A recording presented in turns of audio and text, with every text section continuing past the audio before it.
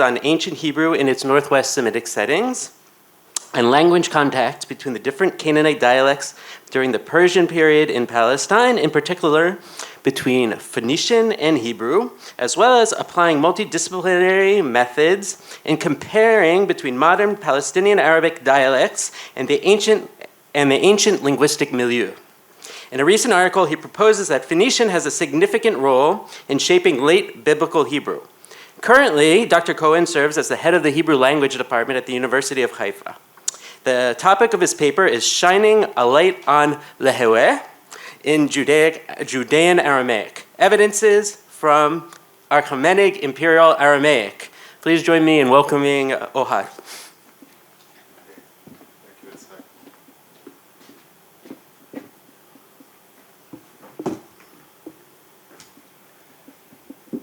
Okay, shalom.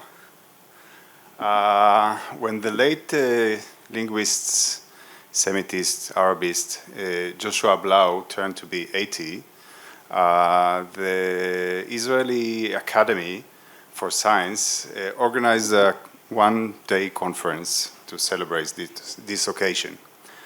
At the end of this very, very long day, I remember Joshua Blau getting to the microphone to say thank you to all the speakers. And he said that sometimes it takes 80 years to understand one Hebrew word. And this Hebrew word is gevorot, which is both heroism and becoming 80.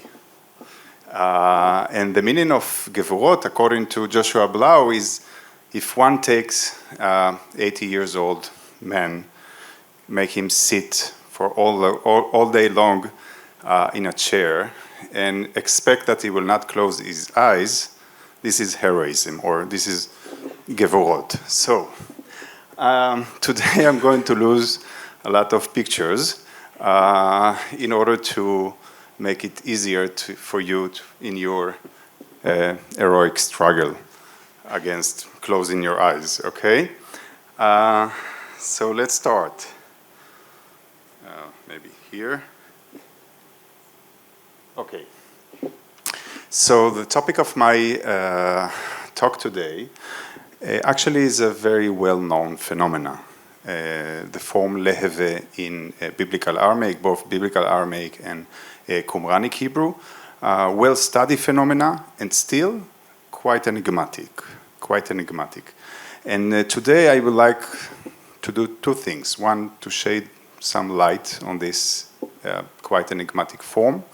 And secondly, to reconsider some of our historical conceptions regarding, excuse me, this is easier for me, regarding this form and our historical conception of the period, linguistic conception of the period.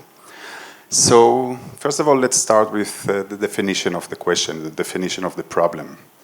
And the problem or the question is the form that we see here, leheve. What is this form? If we go in according to the Biblical Aramaic syntax or morphosyntax, syntax, we can see that the ictal form is always with the prefix yud, and the infinitive absolute has mem here. So what is this form leheve? Okay, there is a big question, and the question is whether we are dealing here with a problem of a taboo, avoiding using yud hey vav hey like in the name of God, because this is the form that is created in Aramaic in third person, or we are dealing here with a linguistic phenomena, or both.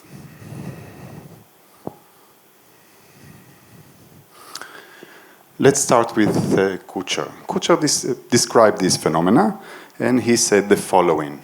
It makes sense that the lamed is used in this specific verb, since with the prefix yud, the form is identical with the tetragrammaton. But this alternation is possible only in the situation in which the reader can understand the two forms, meaning with lamed or with yud. Let's explain what Kucher is saying here. Since this is written in a letter, the question is why Lamed? Why not? If it is a problem of taboo, why not Tzadik or Kuf or any other letter? So Kucher assumed that there should be any certain explanation for this Lamed in this position.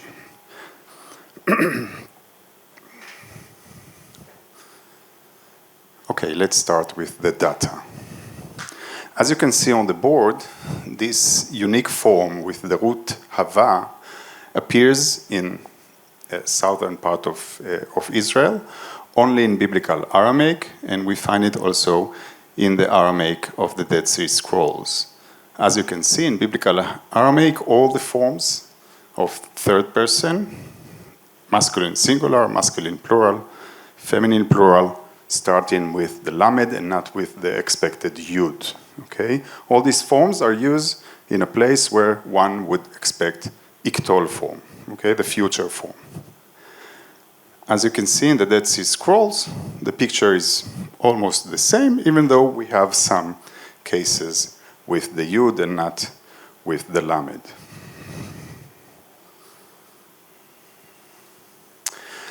Now let's see what scholars has to say about this phenomena in the last two decades. There are many explanations, and at least I hope that you will feel together with me that all of them are, how to say, problematic. Let's start with Kucher. Kucher tried to explain this form with comparison to the Talmudic Aramaic in Mesopotamia. And his explanation, I have to admit that Kucher is not satisfied with his explanation. He say, I have this idea, but I'm not sure. I'm not sure. So we speak about the Eastern origin of the official Aramaic. The main problem is that he's using evidence from Mesopotamia, a few thousand kilometers from there, from Jerusalem, and from the 4th century CE. So it's something like 800 years later. Let's see another explanation of Aaron Rubin from 2007. Rubin approached this problem from a typological perspective.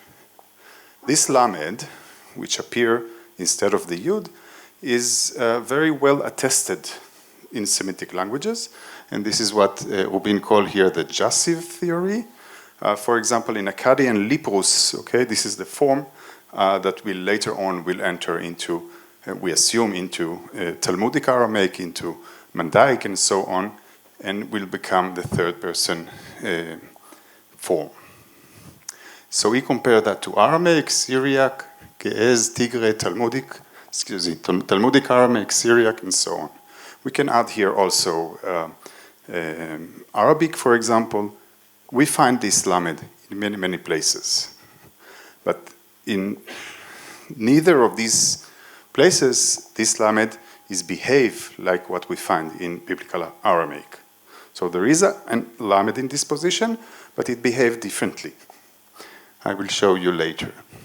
And once again, his evidence are starting from the 4th century CE to the 21st century CE. So between 800 to 2,000 years difference. Third explanation comes from Fasberg. Fasberg compares, drew a comparison to Zingerli Aramaic. And once again, this is in Anatolia. And this dialect is from the 9th century BCE. So as you can see, there are a few hundred years, few thousand kilometers between these explanation and what we find in biblical Aramaic. The main problem with all these explanation is they are not historical. I assume that none of the writer of the biblical Hebrew read the Introduction to Semitic Languages of Bruckelmann. They haven't read. So they have no option to know what will happen and what will become later on the prefix in Babylonian Talmud, for example.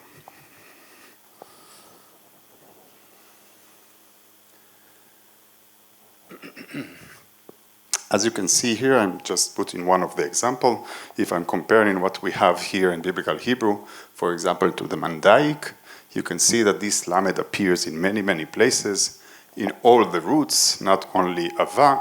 So we are talking here about a completely different phenomena. And here I come to the second part of my lecture, the historical concept or the historical background. I assume most of you know that in the last 20 years or so, there is a very, very big discussion about the historical background of LBH. For the one side stand the positivist school, mainly from Jerusalem. Avi Horvitz is one of the prominent speakers. By the way, I'm one of his students. And on the other side, there is, how to summarize a very, very big discussion, let's say, relativist school, okay? To put it, a very, very long discussion into a very short description, I would say that there is struggling or dispute about whether we can build a picture, positive picture, from the remnants that history left behind. One school say history left enough evidence so we can build a picture. Another school would say everything is too complicated, so let's give up. Or let's say we cannot build a theory. We only have to be left with the small details. Well, I'm a positivist, but I do believe that the relativist criticism is important. It is very important because you have to sharpen your theory. And if you look on this slide, you can see that there is a problem. There is a crack between the left side and the right side here. If I'm taking the theory of Avi Horvitz, which, by the way, I grew up as in my academic life on this theory. Avi Horvitz count these four different characteristics for LBH: Persian loanword, case of late Aramaic interference, rabbinical Hebrew elements, and independent inner biblical Hebrew development. If you're looking on the right side, you can see that if Avi Horvitz's arguments are tomato, the right side speaks about cucumbers. Completely different. Let's read what Nehemiah is telling us. Also in those days, I saw the Judean that had married women of Ashdod, of Ammon and of Moab, and the children half spoke in the dialect of Ashdodian, and they do not speak in the dialect of Judean, but, or nor, according to the language of each people. So, it seems like there is no connection between these two sides of the crack. Another problem of Avi Horvitz's theoretical framework is that his arguments are, at least in my perspective, as his students, are circular reasoning. What there is in biblical Hebrew, this is exactly what we see. What we see, it was what there is. And this is a circular reasoning.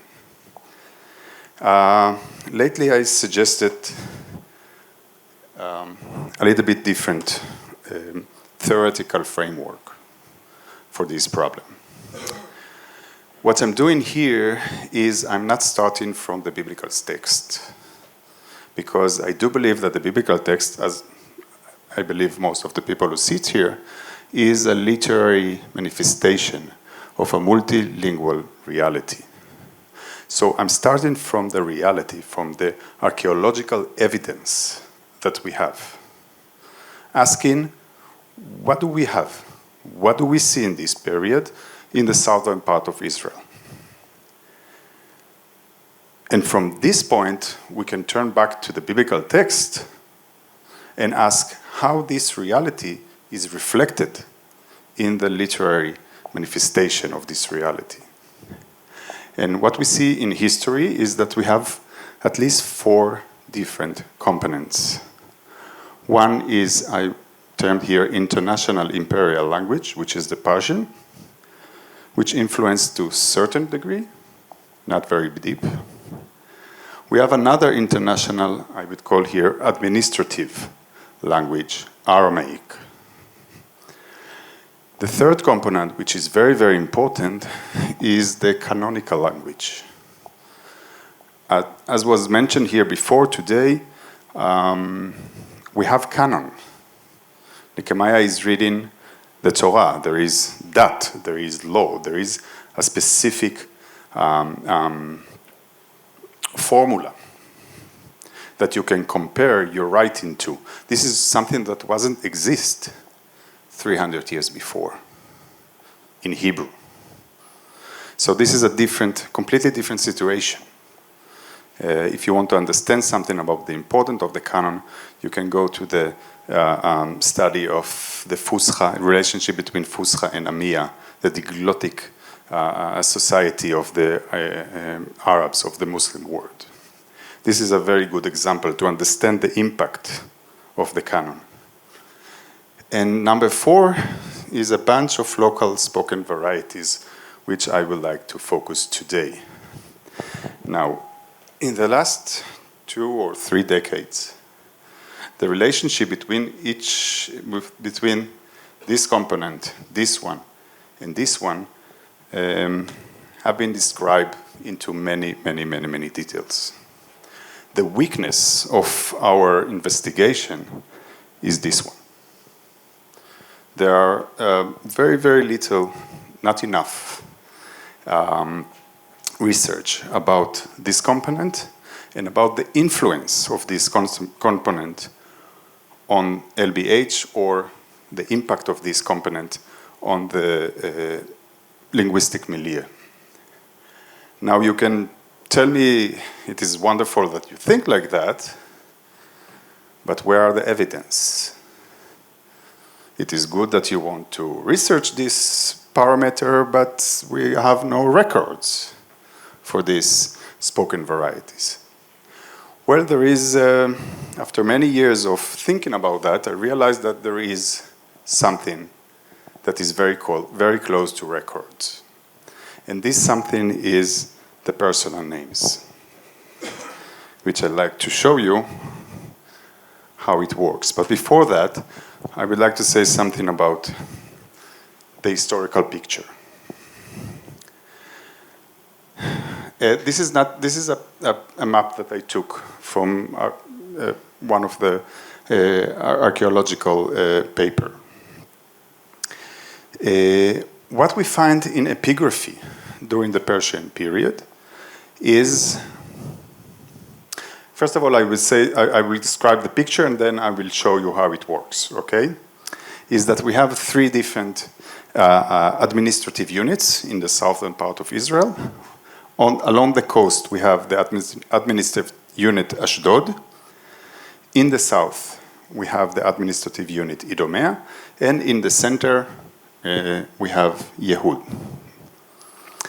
Each one of these administrative units has dominance of a different Canaanite dialect. I'm saying dominance because very soon we will see that the picture is much more blurred than these precise borders that we see here. But still, we can see that there is the dominant dialect in Ashdod is the northern coastal Canaanite, which we can call Phoenician. In the south is the southern Transjordan Canaanite, Edomite. And in the center is the central Canaanite dialect, Judean. I'm deliberately using these terms because I think when we speak about Phoenician, Edomite, Judean, we are already fixed in our perception of these languages. And when we speak about northern coastal Canaanite, central Canaanite, Transjordan Canaanite, it can free us from this previous assumption about what we know about this reality. Now I'm turning to the personal names. What you see here is statistic. Okay, this is not an absolute picture. But as I say, the most dominant theophoric name in the coast is Baal. The most dominant theophoric name in Idumea is Kos, if we are counting the occurrences. And the most dominant particle in Judea is Yodei Vav. Okay? I wish the picture was neat, but it is not. And the reason is that in this period, the situation is multi-ethnic reality, exactly as Nehemiah is telling us. Okay? Nehemiah speak about the Syrian who live in Jerusalem, and in other places he speak about the Judean that dwelt by them on the other administrative units. And this is the right picture. Okay? So there is a mix, but beneath this mix, we can see an interesting picture. Let's go back to our second component of this talk today. I'm going back to what Kutcher told us. One should distinguish, or one should recognize, the Lamed in place of Yud in order to create this Leheve form. And why Kutcher didn't know what we can know today? From two reasons. One, these Ostroka from Idumea haven't been founded yet when he wrote his things. Secondly, his historical conception didn't go in the direction of the local Canaanite dialect. Now, if you remember the theoretical framework, what you can see here is Aramaic text, and this is the umbrella, okay, above. Most of the texts that we are finding are written in Aramaic. But beneath this umbrella, one can find Kos Inkom versus Kos Lintzor. Now, is this something very popular at the time? Very, very popular. Very popular. You just have to look over the personal names in Idumea, and you will find this picture very easily. Very easily. And what do we see here? Before turning into the explanation, we see here very clearly, take the first two, okay? Ye'edar El versus Le'edar El. Okay, I'm reading that like it is have a Hebrew pronunciation, okay? You can see that Yud can very easily switch with the Lamed in this place, okay? In this theophoric name, very, very easily. And when this Lamed is coming from, not from Babylonian Aramaic, which is 800 years later. In order to understand where this Lamed is coming from, I do believe that the Phoenician, this northern coastal Canaanite, which enter into the southern part of Israel, is a good way to check, good place to check. If we check the use of the infinitive construct in Aramaic, in Phoenician, we can see that along all the generation, from ancient Phoenician to Punic to Neo-Punic, the infinitive construct is very dominant, or the use of the infinitive construct as predicative form is very dominant. As you can see here, for example, I'm reading that as it is Hebrew, okay? Kol zevach ash adam lizboach. then the meaning is any sacrifice that a person will sacrifice. Kol esh lasir ta'even zo. And all who will remove, and so on and so forth. So the infinitive is very, very dominant. The picture that I'm using here is not from the Persian period, it's from the Assyrian period. You know why? I checked very, very carefully in the internet. I didn't find even one map, and if someone finds, please send me, with both the Persian period alongside the Phoenician settlement along the Mediterranean beach. We are so separate in our thought, that we have to remember that the Persian period is the peak power of Carthage. And they cooperated between them. And Aramaic is indeed the lingua franca until the border of the Mediterranean, the eastern border. When you move from there, the lingua franca is Phoenician. So why to separate between these two languages? Okay? And the border of the meeting between the web of the of the Phoenician city-states and the Persian period is along the beach of Israel, along the coast of Israel. This is where the two empire, Phoenician, it's not empire, but where the two culture, the two worlds are meeting. Okay, and this is very interesting place to check. Let's go back to the personal names. And you will see how important they are. I'm comparing here between two different corpora. Okay? Elephantine personal names. Bezalel Porten is here today. I've just checked the concordance. Okay? 882 names. And this is the picture that we get. In Elephantine, we have 25% Egyptian names, 25% Judean, 80% Aramaic, 16% Persian. See, for example, the difference between what we have in Elephantine and what we have in Idumea, 0.9% Persian. It can teach us something about the importance of Elephantine versus these Bedouins near Beersheba, okay? They're not so important to the empire. I can say many things about this distribution here, but for our purpose today, I would like to focus on the 63% of the Canaanite component in Idumea versus the 25% of the Judean names in Elephantine.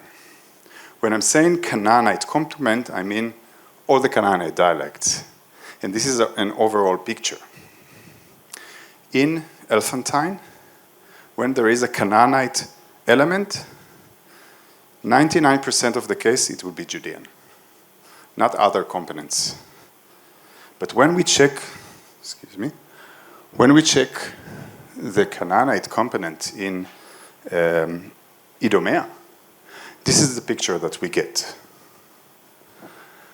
Most of the component are, I'm calling here general Canaanite, okay? When we have a Katav, I cannot say that this is Idumean or Phoenician or Judean. This is a general Canaanite form or general Semitic. But sometimes we can distinguish. And this is the picture that we get.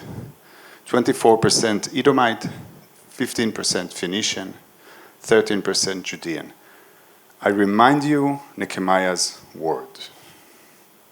Half of them speak Ashdodian, equal Phoenician, Moabite, Edomite, and they don't know anymore their traditional language. I believe this is what we see here. This is a precise description of Nehemiah's words. Within the corpora of the personal names that we find in Idumea. Let's go back to the question of להוא. I do believe that להוא started his life as a problem of taboo. And this is an artificial form. It is artificial because the root, I do believe the root is Aramaic, and the prefix is taken from Phoenician. And it is done because there is a problem with writing the name of God. We will see later on that the situation is more complicated. But before turning to other data, I would like to show you that my assumption that we have two different dialects here in one word is not a unique. It is unique because this is להוא and this is a unique topic. But mixing between dialects in the personal names, I will not say that it is the rule, but it is very, very common. For example, if you take in Khalfat Bar Samuch, Khalfat might be Arabic, might be Phoenician, Bar Aramaic, according to Samuch, I don't know, but it might be Judean. Look on the name Kos Leita. What language is Leita? If you can tell me, I will be happy. Some suggest that this is Arabic, but if it is Arabic, it should be Wata with the Vav. If it is Aramaic, there is a bigger problem. Let's assume that this is the root Yasha in Ribu with the tough reflex of the Aramaic. It doesn't make any sense because the root in Aramaic is Parak for salvation. So what is this language? It is a mix.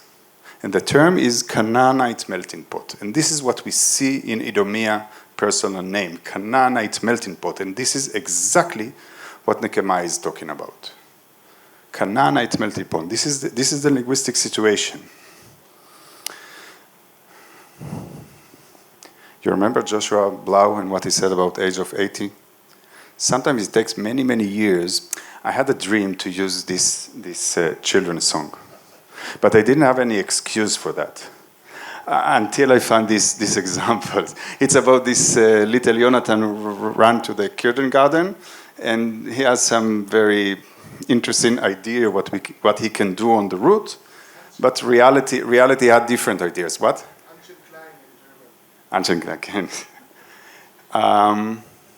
There is a wonderful word in English which doesn't have any equivalence in Hebrew, and this is encapsulate. If we look on this list here, I think this list encapsulates all the drama. What we have here in the personal names is actually 7 different variants of the same name. The verb to give, third person masculine singular, katal, and divine name. Let's see what we have. Kos Yehav, Kos plus Aramaic form. Kos Wahab or Wahaba, Kos plus Arabic form.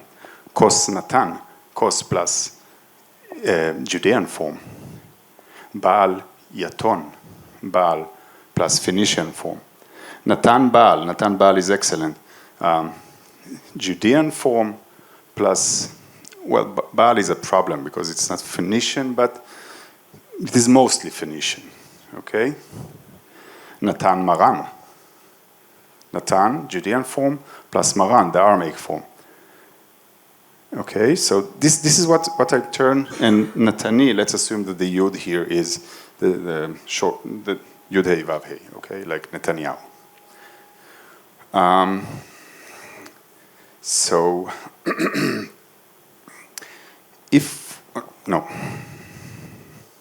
okay. We have, Tamar is here. A student of us, Tamar, she's writing her MA thesis on this name. This is in preparation, but she already have some very interesting insights on these personal names. I will focus on the first 2 lines, okay, on the first 2 lines.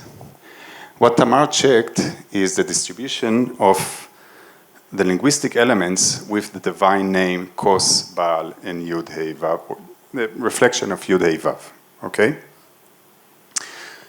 Let's check the Arabic. It is very interesting.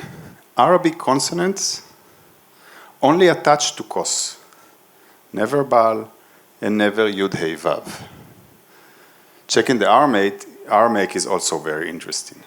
Aramaic component that we can distinguish as Aramaic, because many times we have to admit that this is a Northwest Semitic, Common Semitic, and so on. But the linguistic element that we can distinguish as Aramaic, 16% goes in the Kos, has 16% Aramaic, Baal has 27%, and Yud, Hei, Vav, 8%. Why these details are so exciting, at least in my perspective? Because if look on the map on the side, okay? I just don't catch me on the millimeter, okay? This is a general picture. I just took a pencil and I just create this abstraction, okay? This is what we have in First Temple period. What do we have in our neighborhood? We have Phoenician on the northern coastal. We have Moabite, Edomite, Ammonite on the Transjordan side. That goes along with, or a little bit behind that, we have the Western Edge Arabic. On the Syrian desert, we have Aramaic not as administrative language, but as spoken language. Okay? I think what happened here is we see what it's termed in linguistics the theory, the wave theory. The wave theory is a theory that helps to build much more nuanced picture than what we have in genealogical description. The wave theory tells us that when we take two geographical places, A and B, and we check the distribution of the language between them, we will find out that here we have A, here we have B, but between them, we have all the variants that moves from A to B. And why these, at least in my perspective, these findings are so important? As you can see, there is correlation between the geographical situation and the distribution of the component that goes with the theophoric names. Arabic here goes only with Kos, okay, because there is a connection here. When these Canaanite moves to here, okay, they take the Arab component with them, and they move together into the southern part of Israel. Kos, or the Eastern Transjordan Canaanite, also has relationship or geographical boundaries with Aramaic speaker. Think about the language of Deir Allah inscription. Linguistics fight between them in the last two generations. What is this language of Deir Allah? Bektovet Bil'am Bar Ba'or. Bil'am Bar Ba'or inscription. And the answer that the language of Bil'am Bar Ba'or doesn't fit any of our model. And the reason for that, at least in my perspective, is that it stands here. It stands here. It stands on the border between Aramaic, Eastern Canaanite, Transjordan Canaanite, and Western Arabic. So it creates a completely different variant than the one we know, usually know. Okay, now the question of taboo. The question of taboo. There is a very interesting and very, at least in my perspective, important article by Tova and Shacher and Moshe Lavi. I'm quoting, "They believe that God's names, and particularly the Tetragrammaton, were inherently and essentially holy, led to the growing tendency, documented from Hellenistic time onward, to avoiding using holy names, and tatel in both oral and written discourse. This tendency results in two related yet distinct phenomena. One, the use of alternative vocalization instead of uttering God's name, and the creation of special convention from the writing of God's name. As you can see here, only two examples of many different methods. In Qumran, we find 4 dots instead of Yud, Hey, Vav, Hey. In other places, you see this X here instead of the name of God. So this word or this phenomena is very widespread according to this article from the Hellenistic period onward. Why not to assume 200 years earlier? This phenomena started not as widespread as in the Hellenistic period, but we can already see these problems, which will later on will become very widespread, or these specific forms already in the Persian period. Let's summarize. I do believe that if we compare 3 different communities, 3 different corpora, okay? I will call them communities for the sake of the speaking. Elephantine, Idumea, and Jerusalem or Judea. And we are checking different parameters. One parameter is the presence of the Canaanite melting pot, an historical situation in which the Canaanite oral dialect are smashing one into the other, like we can see in the personal names. The question of taboo concerning the divine name, Yud Hey Vav, and the result. I think that we can find correlation with the fact that in Elephantine there is no Canaanite melting pot. What we see in Idumea doesn't exist in Elephantine. The question of taboo concerning Elephantine is more complicated. Let's assume that there was a taboo, okay? Let's assume that there was a taboo. If you would say that it's not, it doesn't change my argumentation here, okay? But let's assume that there was. In Idumea, the situation is completely different. There is a Canaanite melting pot, but because Kos is the dominant god, there is in the scripture of these people, there is no problem of taboo regarding Yud Hey Vav Hey. And the situation in Jerusalem is different because there is a Canaanite melting pot according to the word of Nehemiah, okay? Chetzia medabrim Ashdodit, and there is a problem of taboo. And so only the third community, or in the third situation, we find Lamed plus Haveh. As you can see here in Elephantine, Yud Hey Vav Hey, no problem. Also in Idumea. By the way, if you check Wadi Dalia,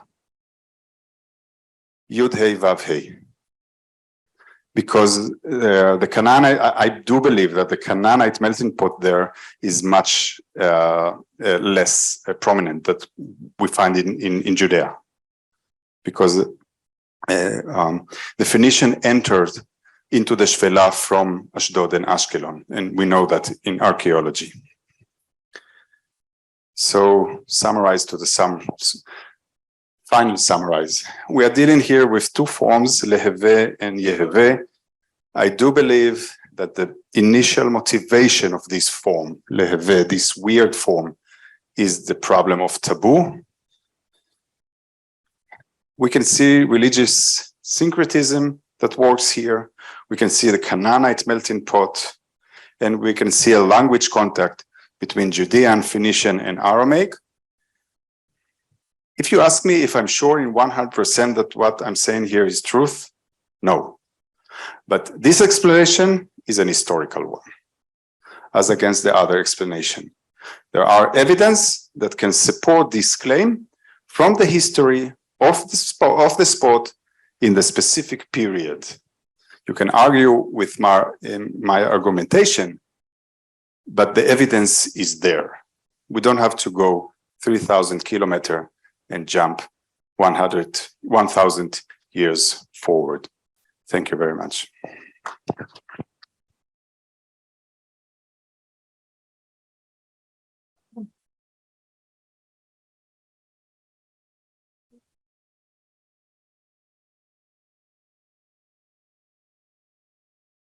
Yeah. I was afraid that Ran will be here, so he's the first speaker, the first one to ask question.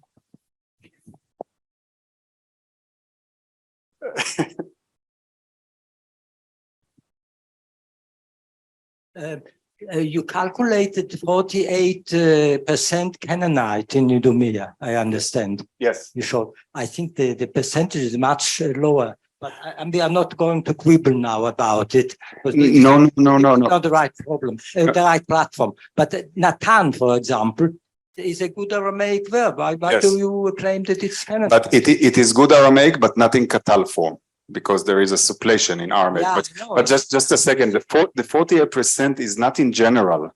Within the Canaanite, the Canaanite component, 48% are general, which I cannot distinguish between Phoenician, Judean, or other kind of Canaanite. No. The most prominent component is Idumean, not general Canaanite, within the Canaanite, but okay. Thank you. Now, Natan does exist in Aramaic, but there is a suppletion, at least in biblical Aramaic, between Yehav and Natan. But in personal names from written in Akkadian, both in Assyrian and Babylonian from the first millennium, that's to say these are all Aramaic names, with Nabu and Bel and all these Mesopotamian sulfurous elements, and also with Aramean sulfurous elements. You have a lot of Natan, very little Yah. Yes. So it is also in the perfect. Yeah, first of all, thank you very much for this comment, Ran, and I will take the opportunity to add something that I missed. The fact that there is correlation between the Aramaic component and the Phoenician one and the Kos one, at least in my intuition, leads me to believe that the Aramaic component that we see in the personal name doesn't come from the umbrella of the administrative language. I do believe this is a representation of the local oral Aramaic, and that goes, I believe, with the finding that you are pointing on, because when we are checking the oral language, usually it contradicts what we find, for example, in grammars of Biblical Hebrew.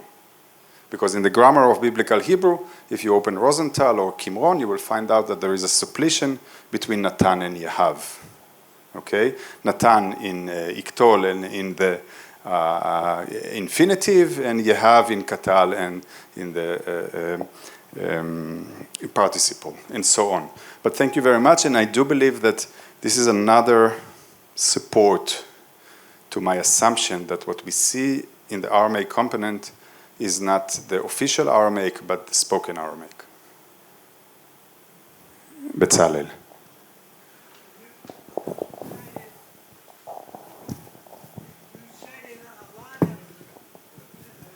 Idumean names with the lamed in the middle. Now, aren't they jussive forms rather than future forms? Yes. Can I answer? Yeah. Very good question. So if they are... I will answer. I understand the question. This is a very good question. By the way, to add more complication is, are we sure that this is Canaanite and not Arabic? I'm not sure, because there is a jussive in Arabic name with the lamed. I'm turning to the Canaanite because I wrote a book about LBH, verbal tense system. Okay, so I see in LBH this liktol, predicative use of liktol everywhere. It is very, very widespread in LBH. This is what drove me to the suggestion that these are Aramaic form. it might be Jassiv. But if it is Jassiv and you want to remain in history, you will have to say that this is Arabic. Because it cannot come from Syriac or Mandaic, which were spoken 800 years later. And in the same neighborhood, if we are moving to Transjordan and a little bit farther into the Hijaz, there is a very, very interesting works of Ahmad el-Jalal, student of Unigard, there are a lot of Arabic name with this Lamed, and in Arabic this is the Jassiv. Yes. So I'm struggling. I don't know in 100%. In my intuition, these are Phoenician forms, but I'm not sure.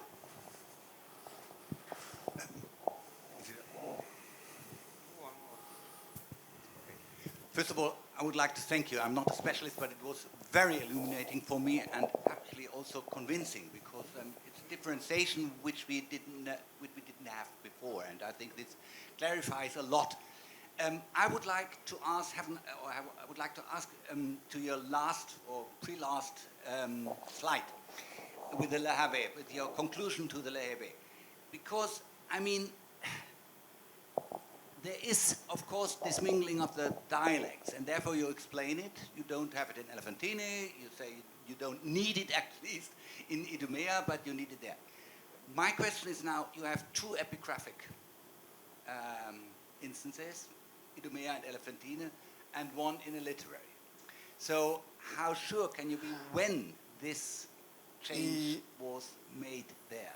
Okay. I mean, the dating of Daniel 4, Very good question. I don't know. I can describe what we see. Okay, it's not only in the biblical Hebrew; it's also in Qumranic Hebrew.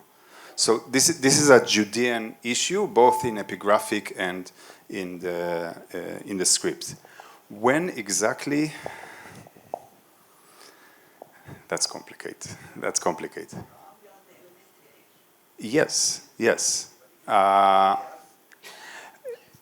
The LBH, it's the same problem that you have with the LBH, okay? And when the LBH was written, okay, in the 4th century, the 5th century, the 2nd century, excuse me, that's a complicated question, okay? The moving between 4th and 3rd century create a very, very, very big difference in history. So I don't know. But I don't have to answer all the questions. I think I did. I struggled with. I did a good. I made a good fight with the problems here. I completely agree. If we have something in epigraphy from the 4th or 5th century, yeah, I would be happy. Yes, I will be happy. But. If I'm taking the question that behind your question, and this theoretical framework that I suggested really help us to distinguish, even within the biblical Hebrew, between, for example, the language of Ezra and Nehemiah or Chronicles and the language of Kohelet. Usually, we are speaking about a difference in history. Kohelet is later, so it has a different language. I do believe that the connection between Fusha and Amiya, the Arabic connection between Fusha and Amiya, it's much, much stronger and better explanation of the difference between Chronicles and Kohelet, because Chronicles deal with question of canon, and Ezra and Nehemiah, and also you can see that with the shin, okay, the relative. The Phoenician relative shin, okay, which enter into Ezra and Nehemiah in only 2 places, and in Chronicles only 2 places, but in Kohelet, 50%. So it's a question of 200 years? I don't believe. Kohelet doesn't care about canon, is an anarchist, okay, and is using the language of his time. So there is a neutralization in 50%. 50% is 100% neutralization between Shin and Asher. And it's not a question of time, it's a question of different genre. By the way, Dahoud wrote that some 70 years ago, but we used to ignore him. But he was a clever guy. Thank you very much. I want to take up what Bezalel said. These La forms in Edomite really look like to be from the Arabic side. And even if they use then Canaanite roots, this is a very common thing that you just showed, mixing up languages. Yes, So probably yes. it's Arabic. And the second is you put in Phoenician. First, we're dealing with Punic, which is not exactly Phoenician. And secondly, you're right, these are purely infinitives in this. Yes. So we might translate it, who will do it like they would be imperfect, but they are not imperfect. So this phenomenon, they are not imperfect. But they are used as No. in No, the syntax is the person, ash, okay. the person, and this is a nominal sentence, the person which is to do this thing. This is a syntax of the Punic okay. things. So we tend to translate in, as I would say, Yeah. imperfects because we can't do it in German and in English, but they are not imperfects. Probably, sorry. We can argue, okay? But I recommend us all to open the first 2 pages of Serech HaYachad and read it again. Liktol, liktol, veliktul, veliktul, veliktul, veliktul. 2 pages without one main verb. This is not 19th century Germany. This is Hebrew. Very bad in the perspective of classical Hebrew, but this is Hebrew, and there is a sense in this text.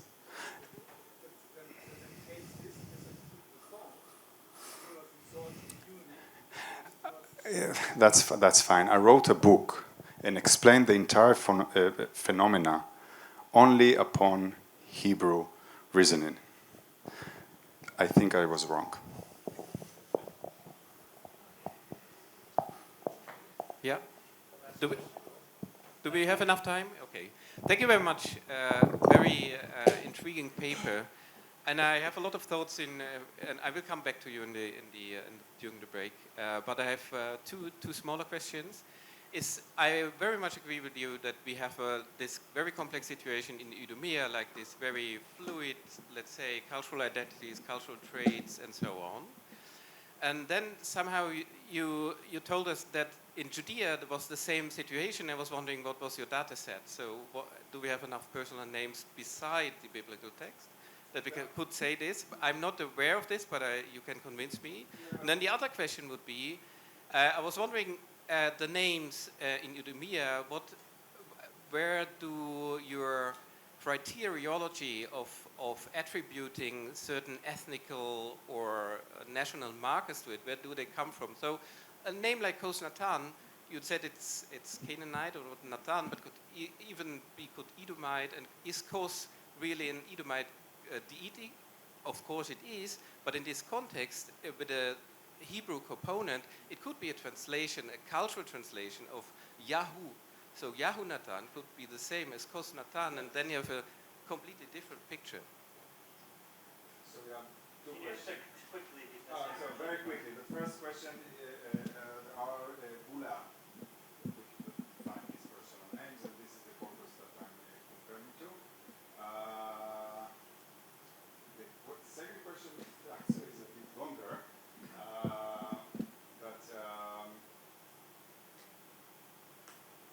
But we could this. What? You have to go to the microphone for the Zoom people. No, I have a different problem. I forgot the answer that I had in mind. Can you ask again, and I will catch up? No, but Okay, we don't have time. We will catch up in the break. We I will will catch approach later you. on. Thank you.